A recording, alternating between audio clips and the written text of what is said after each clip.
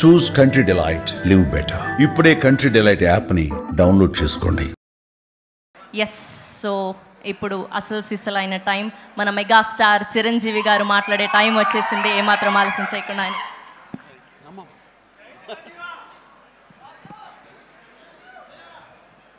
ఈ అద్భుతమైన కార్యక్రమానికి విచ్చేసిన ప్రతి ఒక్కరికి హృదయపూర్వక నమస్కారాలు. ముఖ్యంగా నాకు తెలిసి గత 2-3 ఏళ్ళగా వాళ్ళు చేసే ఇతర సామాజిక కార్యక్రమాలతో పాటు ఈ కార్యక్రమం కూడా, ఈ సామాజిక సేవ, ఈ బ్లడ్ డొనేషన్ అనేది కూడా మొదలుపెట్టి నాకు అత్యంత ఆప్తులైన చుక్కపల్లి సురేష్ గారు మరింత దగ్గరయ్యారు నా హృదయానికి. ఈ సందర్భంగా ఇంత చక్కటి కార్యక్రమం, ఇంత సేవా కార్యక్రమం చేస్తున్న నా మిత్రుడు, సోదరుడు చుక్కపల్లి సురేష్ గారికి నా హృదయపూర్వక ధన్యవాదాలు, నమస్కారాలు తెలియజేస్తున్నాను. అలాగే ఆయనకి కుడి ఎడమలుగా ఆకాష్, అవినాష్ ఇద్దరు అత్యుత్తమ కుమారులు. వాళ్ళు ఈ కార్యక్రమాన్ని వాళ్ళ భుజస్కంధాల మీద వేసుకుని దీన్ని ఇంత చక్కగా, ఇంత పెద్ద ఎత్తున, ఇంత మెగా బ్లడ్ క్యాంప్ చేయటం అన్నది, దానికి ఎంతో కొంత సహకరించిన మా చిరంజీవి చారిటబుల్ ట్రస్ట్కి ఎనలేని సంతృప్తిని ఇచ్చావు. తద్వారా నాకు ఎంతో సంతోషాన్ని మిగిల్చావు అవినాష్. So wonderful. అండ్ ఈ రోజున ఇది కార్యక్రమానికి విచ్చేయటమే కాకుండా బ్లడ్ డొనేట్ చేసిన బిడ్డలాంటి తేజాకి నా హృదయపూర్వక ధన్యవాదాలు తెలియజేస్తున్నాను. And excellent. నేను అడిగింది ఫస్ట్ టైం అని కాదు, ముందు నుంచి ఇచ్చాను. సో బతికిపోయావు, లేదంటే కనుక నన్ను ఇన్స్పిరేషన్ కానీ బయట మాట్లాడుతుంటావు, ఈ బ్లడ్ డొనేషన్ దాంట్లో తీసుకోలేదేమనుకోను. Wonderful. Please keep rocking. And ఇక్కడ ఏడి ఇచ్చేసినటువంటి సంయుక్త గారికి, అలాగే Chiranjeevi charitable trust chief medical officer doctor Madhavi, నా చెల్లి, తనకి, అండ్ ఈ కార్యక్రమాన్ని ఇంత బాగా నిర్వర్తించడానికి పరోక్షంగా ప్రతి పురుషుడు వెనక ఒక స్త్రీ ఉండాలి, దానికి మిసెస్ సురేష్ గారికి, వారి ఇతర సిబ్బందికి నా హృదయపూర్వక ధన్యవాదాలు తెలియజేస్తూ, మరీ ముఖ్యంగా ఈరోజు నేను మెన్షన్ చేయాల్సింది, ఇక్కడ ఈ కార్యక్రమానికి విచ్చేసి దాదాపుగా 1000 మంది సాయంత్రం లోపల బ్లడ్ డొనేట్ చేస్తుంటే రక్తదాతలకి నేను మరీ మరీ మరీ శిరస్సు వంచి నమస్కరిస్తున్నాను. వాళ్ళు ఈ రోజున బ్లడ్ ఇవ్వటం అన్నది కేవలం వాళ్ళకి ఎనలేని సంతృప్తి వస్తుంది, కానీ ఆ బ్లడ్ మూలంగా ఒక ప్రాణం కాపాడబడుతుంది. ఇది నేను ఎప్పటి నుంచో ఎన్నో ఏళ్లబట్టిగా నేను అనుభవిస్తున్నటువంటి గొప్ప ఫీలింగ్ ఇది నాకు. అంటే చాలాసార్లు చెప్పాను, కానీ ఎప్పటికప్పుడు కొత్త జనరేషన్, కొత్త యువకులు వస్తున్నారు కాబట్టి నేను మళ్ళీ చెప్పాల్సినటువంటి ఆవశ్యకత ఎంతైనా ఉంది. ఎందుకంటే ఇది చాలామందికి స్ఫూర్తినిచ్చే ఒక అంశం. ఈ చెప్పబోయే ఈ విషయం ముఖ్యంగా ఒక జర్నలిస్టు సోదరుడికి నేను ఆజన్మాంతరం రుణపడి ఉంటాను. నన్ను థాట్ ప్రవోక్ చేసి నన్ను ఇన్స్పైర్ చేసినటువంటి ఆ ఒక మ్యాగజైన్ సంబంధించిన ఒక జర్నలిస్ట్ రాసిన ఒక రైటప్ నాలో ఈ స్పృహ నాకు వచ్చేలాగా, నేను ఈ బ్లడ్ డొనేషన్ వైపు డ్రైవ్ అయ్యేలాగా ఆ ఆర్టికల్ నాకు ఎంతో దోహదపడింది. సో ఆ రాసిన మనిషి ఎవరో ఏమిటో నేను మళ్ళీ ఎప్పుడు కలవలేదు, కానీ ప్రతిసారి అతను తలుచుకుంటూనే ఉంటాను. ఈ సందర్భం కూడా అతనికి నా హృదయపూర్వక ధన్యవాదాలు తెలియజేస్తాను ఆ జర్నలిస్ట్ సోదరుడికి. ఎందుకంటే మా అందరికీ సేవ చేయాలని ఉంటుంది, కానీ ఎలా చేయాలో తెలియనటువంటి ఒక డోలాయమాన పరిస్థితితో లేదా తొయ్యుకో ఉన్నప్పుడు మీలాంటి వాళ్ళు మాకు ఆ స్ఫూర్తినిచ్చి మాకు డ్రైవ్ చేస్తే కనుక నిజంగా అది పెద్ద మీరు సహాయం చేసినట్లు. అలాగా ఒక 27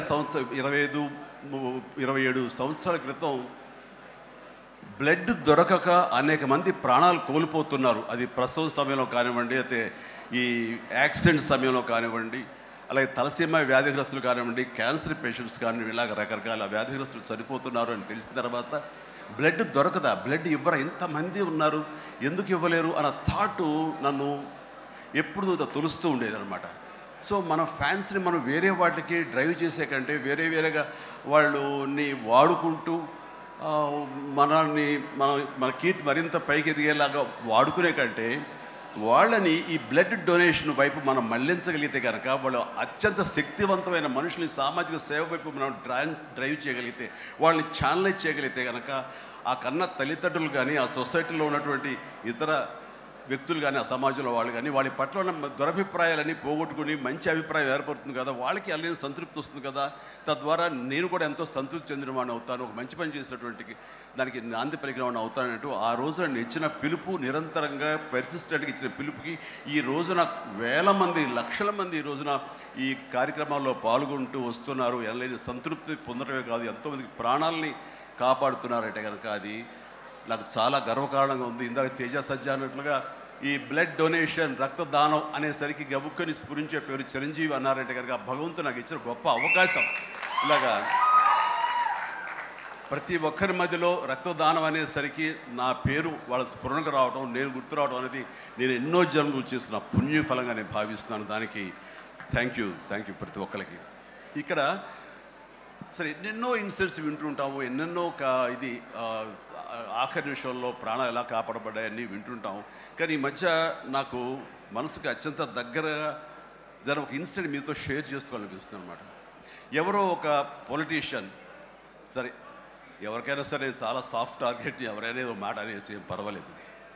అలాగా ఒక పొలిటీషియన్ నన్ను అకారణంగా, నేను ఇప్పుడు పాలిటిక్స్ చాలా దూరంగా ఉన్నా సరే నా గురించి ఏదో అవాకులు చవాకులు ఆయన పేలినప్పుడు ఆయన మరొక చోటకి ఏదో ఒక ముంపు ప్రాంతానికి ఆయన వెళ్ళటం జరిగింది. అక్కడ ఒక స్త్రీ, ఒక ప్రౌఢ ఆవిడ అది మిడిల్ ఏజ్ ఉంటుందేమో, మిడిల్ ఏజ్ ఆవిడ తను పట్టుకుని నానా మాటలు తిడుతుంటే, నీకు ఎలా మనసు వచ్చింది చిరంజీవిని అనటానికి, అది ఇది అని తిడుతుంటే నాకు అనిపించింది మామూలుగా మన మాస్ ఫ్యాన్ కదా ఆవిడ, చాలా గౌరవప్రదమైన కుటుంబంలో ఉన్నటువంటి మనిషిలాగా అనిపించింది గృహిణి. ఆవిడ ఎందుకు అంత ఇదిగా మాట్లాడుతుంది, ఆవిడెవరు, ఆవిడ చూస్తుంటే మామూలుగా సినిమా ఫ్యాన్ లాగానో చిరంజీవికి వీరాభిమానంగానో కాదు, ఏదో ఇంకేదో ఉందంటూ నాకు అనిపించి ఆవిడ గురించి తెలుసుకోవాలని మన ఒక జర్నలిస్ట్ సోదరు ఎవరినో పంపించి తెలుసుకోవాలంటే వాళ్ళు చేసినటువంటి ఇంటర్వ్యూలో విజువల్స్ నాకు చూపించారు. ఏంటమ్మా అంత ఇదిగా, ఆయనకి వీరాభిమానం అంటే అభిమానం సినిమాభిమానం కాదయ్యా, ఆయన వ్యక్తిత్వానికి అభిమానం అంటే చెప్పినప్పుడు నా మనసు టచ్ అయింది. ఏంటమ్మా అంత ఇదిగా, ఏంటమ్మా ఆయన మీకు ఏమైనా సహాయం చేశాడు, ఏం చేశాడంటే సహాయం చేయటువంటి అయ్యా నా బిడ్డ ప్రాణాలను కాపాడాడు అని అన్నప్పుడు, ఏ విధంగా ఏంటి అని అన్నప్పుడు, నా బిడ్డకి రాజమండ్రిలో దగ్గర ఒక పల్లెటూరుది, రాజమండ్రిలో కానీ కాకినాడలో కానీ నా బిడ్డకి ప్లేట్లెట్స్, డెంగ్యూ వచ్చేసి ప్లేట్లెట్స్ బాగా డౌన్ అయినప్పుడు వితిన్ అవర్స్ నా బిడ్డ కనుక ప్లేట్లెట్స్ సమయానికి అందకపోయి ఉంటే కనుక వాడు ఏమైపోయాడు, పాటిగా దూరం అయిపోయేవాడు. అంటే ఒక 8 ఏళ్ల బాలుని అబ్బాయిని పిలిచి పక్కన కూర్చోబెట్టుకుని ఆ తల్లి చెప్తోంది, మరి ఎవరో చెప్పారు చిరంజీవికి ఫోన్ చేయపోయావమ్మని. నేనేంటి చిరంజీవి ఫోన్ చేయటువంటి, ఎక్కడ నుంచి చేయగలను, ఆయన ఎక్కడో ఉంటాడు, ఎలా చేయాలి ఫోన్ అని తెలియని పరిస్థితుల్లో, లేదమ్మా బ్లడ్ బ్యాంక్ చేయి, వాళ్ళు ఖచ్చితంగా ఎత్తుతారు ఫోను, నీకు కావాలి సహాయం చేస్తారంటే, వాడు గంటల్లో కావాలి, అది ఎక్కడో ఉంది హైదరాబాద్లో, ఎలాగొస్తుందో అనుకున్నాను. కానీ అయినా సరే ఎక్కడో ఆశ చావక ఫోన్ చేయడం జరిగింది. ఫోన్ చేసిన తర్వాత అక్కడ స్పందించి అక్కడ సిబ్బంది వెంటనే రాజమండ్రి పరిసర ప్రాంతాల్లో ఉన్న అభిమానులు, ఆ బ్లడ్ గ్రూప్ ఎవరికైతే ఉందో అభిమానుల్ని వెంటనే పంపించేయడం ఏంటి, అవర్స్లో వాళ్ళు హాస్పిటల్కి, నియరెస్ట్ హాస్పిటల్కి వెళ్ళి బ్లడ్ ఇవ్వటం ఏంటి, దాని నుంచి ప్లేట్లెట్స్ వేరు చేయటువంటి, ఆ బిడ్డకి ఎక్కించడం ఏంటి, తెల్లారిసరికి ఆ బిడ్డ మళ్ళీ తిరిగి ఎంతో ప్రాణాలతో బతికాడు. ఇది ఈడనయ్యేవాడు. ఆయన కనుక సమయానికి చేయకపోయి ఉంటే నా బిడ్డ ఏమైపోయాడు. అలాంటి మనుషుల ఈ తుచ్చులు నీచులు కలిసిందని మాట్లాడతారు. వాడిని నాకు సరిపోలేదు, దగ్గరికి వెళ్ళి ఉంటే ఏమి చేసేదాన్ని అని చెప్పేసి అప్పుడు అంటుంటే చాలామంది అంటారు, ఎవరిని మిమ్మల్ని ఇలా అటాక్ చేస్తుంటారు సోషల్ మీడియాలో మాట్లాడుతుంటారు, మీరేం మాట్లాడరు ఏంటని. నాకు నేను చేసినటువంటి మంచి కార్యక్రమాలు, నేను పొందినటువంటి ప్రేమ, అభిమానం, ఇదే నాకు రక్షణ కవచం. నేను మాట్లాడక్కర్లా, నేను చేసుకున్న మంచి ఏం మాట్లాడుతున్నట్టు నేను అలాగ అంటుంటాను. ఇది సత్యం. సో ఆ తర్వాత మళ్ళీ ఆ సదరు రాజకీయ నాయకుడు మళ్ళీ ఎక్కడా మాట్లాడేట్టుగా నాకైతే వినపడలేదు. అంటే వాళ్ళకు కూడా మనసు ఉంటుంది కదా, వాళ్ళకు ఒక అంతరాత్మ ఉంటుంది కదా, వాళ్ళకి తెలుసు. ఇంటికి వెళ్ళేసరికి ఆయన అంతరాత్మ చెప్పబోయిన ఇంట్లో వైఫ్ అని చెప్పుద్ది, ఏంటి చెప్పు నోరు అని. సో ఇలా ఉంటుంది అన్నట్టు వాళ్ళ ఇది. సో మనం మాట్లాడక్కర్లేదు, మనం చేసుకుంటూ వెళ్ళిపోతూ ఉంటే కనుక ఎవరైతే ఇలాంటి రాతలు కానీ చేతలు కానీ మాటలు అంటారో వాళ్ళకి అదే సమాధానం. అందుకని నేను ఎప్పుడు దేనికి స్పందించను, అవసరం నాకు లేదు. మంచి చేసుకెళ్ళిపోవటమే, ఇలా మంచి చేసేటువంటి మాలాంటి తమ్ముళ్ళకి నేను సహాయంగా నేను ఉండటమే తప్ప ఇంకోటి ఏం కాదు. అండ్ అనుకూలమైన ఇక thank you thank you. And ఈ రోజున ఎక్కడ ఇతర దేశాల్లో నా అభిమానులు కూడాను నా మాటని స్ఫూర్తిగా తీసుకుని వాళ్ళు ఆయా ప్రాంతాల్లో వాళ్ళు బ్లడ్ డొనేషన్స్ చేస్తూ ఈ రోజున నా పేరు, నాకు మంచి పేరు, మరింత మంచి పేరు వచ్చేలాగా నాకు నేను గర్వపడే విధంగా వాళ్ళు చేసేటువంటి బెడ్ డ్రైవ్స్కి వాళ్ళు ఎక్కడో సరే ఏ ప్రాంతంలో ఉన్నా సరే ప్రతి ఒక్కరికి నేను ఎప్పుడు కృతజ్ఞతతోటి నేను నా మనస్ఫూర్తిగా నా అభినందనలు తెలియజేస్తూ ఉంటాను. నాకు ఈ అవకాశం ఇచ్చారు ఇక్కడికి రావడానికి మా బ్రదర్కి. ఆయన చేసిన కార్యక్రమాలు ఎన్నెన్నో చూస్తూనే ఉన్నాము.